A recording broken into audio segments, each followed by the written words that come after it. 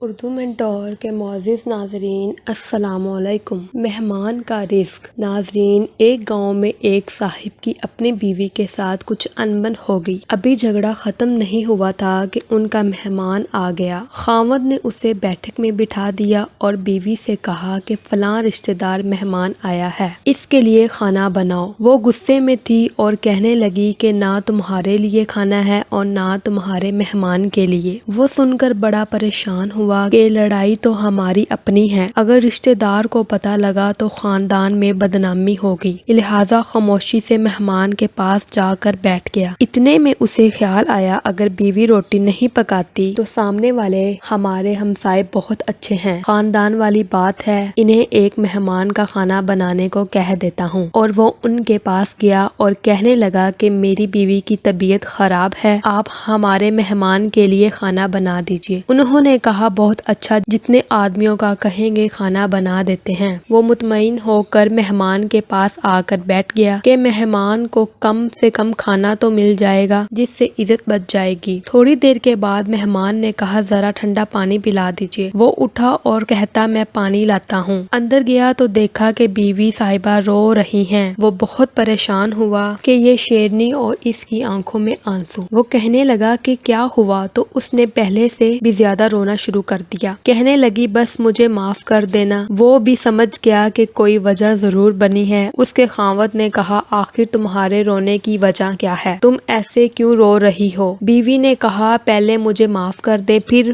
میں آپ کو سب کچھ بتاؤں گی، اور ہم میں جو لڑائی جھگڑا ہوا ہے میں نے اس کو دل سے نکال دیا ہے اور تمہیں معاف کر دیا ہے۔ کہنے لگی جب آپ نے آ کر مہمان کے بارے میں بتایا اور میں نے کہہ دیا کہ نہ تمہارے لیے کھانا ہے اور نہ ہی تمہارے مہمان کے لیے کھانا ہے، مگر میں نے دل میں سوچا لڑائی تو میری اور آپ کی ہے، مہمان رشتہ دار ہے، ہمیں اس کے سامنے یہ پول نہیں کھولنا چاہیے، تو میں اٹھی کے کھانا بنا دیتی ہوں۔ جب میں باورچی خانے میں گئی اور میں نے دیکھا کہ جس بوری میں ہمارا آٹا پڑا ہوتا ہے ایک سفید ریش آدمی اس بوری میں سے ہمارا آٹا نکال رہا ہے، اور میں یہ منظر دیکھ کر سہم گئی۔ وہ مجھے کہنے لگا کہ اے خاتون پریشان نہ ہو، یہ تمہارے مہمان کا حصہ تھا جو تمہارے آٹے میں شامل تھا، اب کیونکہ یہ ہمسائے کے گھر ہی پکنا ہے اس لیے وہی آٹا لینے کے لیے آیا ہوں۔ ناظرین، اس واقعے سے یہ ثابت ہوتا ہے کہ مہمان بعد میں آتا ہے جبکہ اللہ اس کا رزق پہلے بھیج دیتے ہیں۔ ناظرین، یہ تھی آج کی ویڈیو۔ اگر آپ کو ویڈیو اچھی لگی ہو تو اس کو لائک، شیئر اور چینل کو ضرور سبسکرائب کر دیجیے۔